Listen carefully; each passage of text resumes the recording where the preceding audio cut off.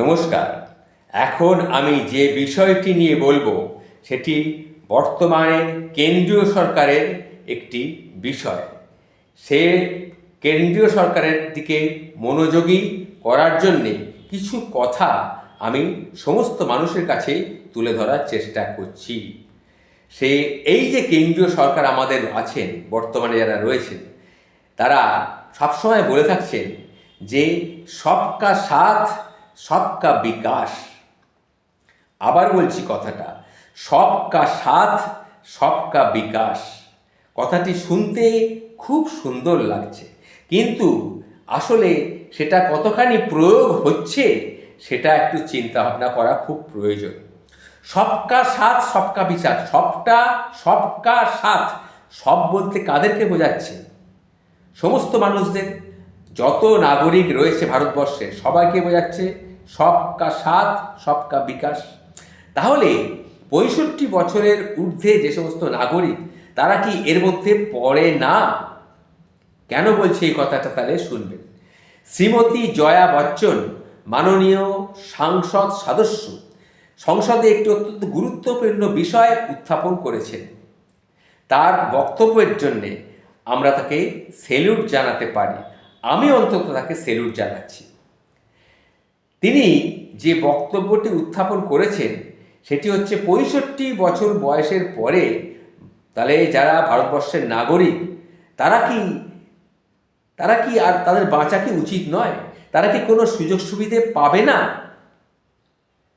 তারা কি ভারতবর্ষের নাগরিক নয়? তাহলে সবকা সাথ সবকা বিকাশ, তাহলে সবের মধ্যে তারা কি পড়ছে না?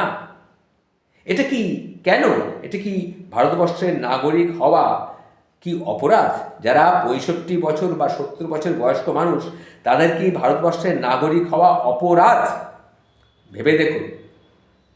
ভারতের বয়স্ক নাগরিকরা 70 বছর বয়সের পর মেডিকেল ইন্স্যুরেন্স পাওয়ার ক্ষেত্রে অযোগ্য। তারা ইএমআইতে ঋণ পায় না, তাদের ড্রাইভিং লাইসেন্স দেওয়া হয় না, তাদের কোনো কাজ দেওয়া হয় না। যদি সে তার কাজ করার ক্ষমতাও থাকে, তবুও তাকে কোনো কাজ দেওয়া হয় না। ফলে তারা জীবিকার জন্যে অন্যের উপরে নির্ভরশীল হয়ে পড়ে। তারা অবসর গ্রহণের বয়স অর্থাৎ 65 বা 60, 65 পর্যন্ত সমস্ত রকম কর অর্থাৎ ট্যাক্স দিয়ে এসেছে, ইন্স্যুরেন্সের প্রিমিয়াম তারা পরিশোধ করে এসেছে। এখন বয়স্ক নাগরিক হওয়ার পরও তাদের সমস্ত ট্যাক্স দিতে হচ্ছে, কর দিতে হচ্ছে, সব কিছুতে। ভারতের বয়স্ক নাগরিকদের অন্য কোনো প্রকল্প নেই। এমনকি রেল বা বিমান ভ্রমণে আগে যে ছাড় দেওয়া হতো সেটাও বন্ধ করে দেওয়া হয়েছে। অন্যদিকে দেখুন, রাজনীতিতে বয়স্ক নাগরিকেরা কত রকম সুযোগ পেয়ে থাকছে রাজনীতিতে। যেরকম এমএলএ, এমপি বা মন্ত্রী, তাদের সমস্ত রকম সুযোগ সুবিধা দেওয়া হয় তারা বয়স্ক নাগরিক হওয়া সত্ত্বেও। তারা পেনশনও পায়। আমি বুঝতে পারি না কেন অন্য সকলকে কিছু সরকারি কর্মচারী ছাড়া একই সুবিধা থেকে বঞ্চিত করা হচ্ছে। কেন বঞ্চিত করা হচ্ছে? সামান্য কিছু সরকারি কর্মচারী এই সুযোগ সুবিধাগুলো পেয়ে থাকে, কিন্তু বাদবাকি কেউ পায় না। ভাবুন, যদি সন্তানেরা সেই সমস্ত বৃদ্ধাদের যত্ন না নেয়, তবে তারা কোথায় যাবে বলুন তো? তারা কোথায় যাবে? যদি দেশের বয়স্করা সরকারের বিরুদ্ধে নির্বাচনে গিয়ে দাঁড়ান, নির্বাচনে তারা ভোট তাদের বিপক্ষে দেন, তাহলে সরকারের কি পরিণতি হবে সেটা ভেবে দেখেছেন? সরকার কিন্তু ক্ষতিগ্রস্ত হতে পারে যদি তারা বিরুদ্ধাচারণ করেন। এটা কিন্তু ভেবে দেখার ব্যাপার।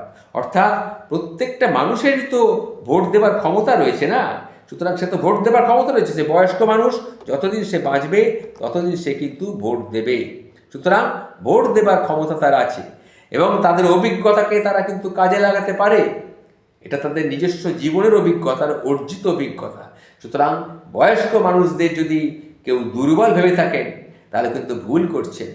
ভুল করবেন না। বয়স্কদের জন্য অনেক প্রকল্প তৈরি করুন। অনেক প্রকল্পের প্রয়োজন আছে। সরকার অনেক টাকা প্রকল্পমূলক কাজে ব্যয় করছে, কিন্তু বয়স্কদের জন্য কিচ্ছু ভাবছে না। উল্টো দিকে ব্যাংকের সুদের হার কমে যাওয়ার ফলে বয়স্ক মানুষদের আয় কমে গেছে। যারা সামান্য পেনশন পায় পরিবারের খরচ চালানোর জন্য, তাও সেই করের মানে ট্যাক্সের আওতাভুক্ত। তাই বয়স্কদের কিছু সুযোগ সুবিধা বিবেচনা করা উচিত। কি কি সুযোগ সুবিধা বিবেচনা করা উচিত সেই বিষয়ে আমি একটু আপনাদের সামনে তুলে ধরার চেষ্টা করছি। 1.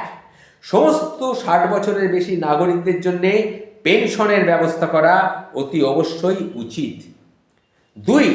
সকলকে তাদের মর্যাদা অনুযায়ী পেনশন দেওয়া প্রয়োজন। 3. রেল, বাস বা বিমান ভ্রমণে অতি অবশ্যই ছাড় দিতে হবে এবং সেটা অন্তত 50% ছাড় দেওয়া অতি অবশ্যই প্রয়োজন।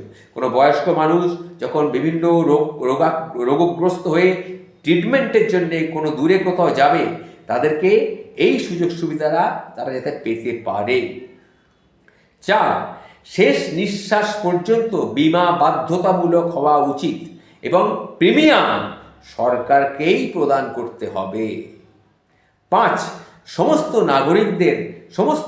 বয়স্ক নাগরিকদের যে সমস্ত মামলাগুলি চলছে সেগুলো অগ্রাধিকারের ভিত্তিতে দ্রুত নিষ্পত্তি করা প্রয়োজন। কারণ বয়স্ক মানুষরা যে কোনো সময় মারা যেতে পারেন। তারা কি মারা যাবার আগে তাদের মামলাটা নিষ্পত্তি হয়ে গেল, তারা কি দেখে যাবার তাদের ইচ্ছা নেই? তাদের নিশ্চয়ই আছে। তাদের মামলাগুলো অগ্রাধিকারের ভিত্তিতে তাদের নিষ্পত্তি করা প্রয়োজন। 6. প্রতিটি শহরের সমস্ত সুবিধাযুক্ত বয়স্কদের একটা আবাস স্থল থাকা উচিত। 7. 10-15 বছরের পুরনো গাড়ি বাতিলের যে নিয়ম রয়েছে সেটা সংশোধন করা উচিত। অনেক পুরনো মানুষদের কিছু পুরনো গাড়ি থাকে, সেগুলোকে যাতে ব্যবহার করতে তারা পারে সেই ব্যাপারে চিন্তা ভাবনা করানো উচিত। সুতরাং যদি আমাদের বয়স্ক মানুষদেরকেও বাতিল করে দেওয়া হলো, বয়স্ক গাড়িগুলোকেও বাতিল করে দেওয়া হলো, এগুলো কি ঠিক? এগুলোকে একটা চিন্তা ভাবনা করা উচিত। এগুলোকে নিয়ে সবার সামনে আমি তুলে বলার চেষ্টা করছি। আপনারাও ভাবুন, যারা বয়স্ক মানুষ রয়েছেন। আমি সকল বয়স্ক নাগরিক এবং যুব সম্প্রদায়কে অনুরোধ করছি এটি সমস্ত সমাজ মাধ্যমের কাছে শেয়ার করে দেওয়ার জন্যে। আশা করা যায় এই সরকার যা সর্বদা আমাদের আন্তরিক এবং সবকা সাথ সবকা বিকাশ এই কথা বলে, তারা এমন কিছু করবে যাতে জাতি গঠনে তাদের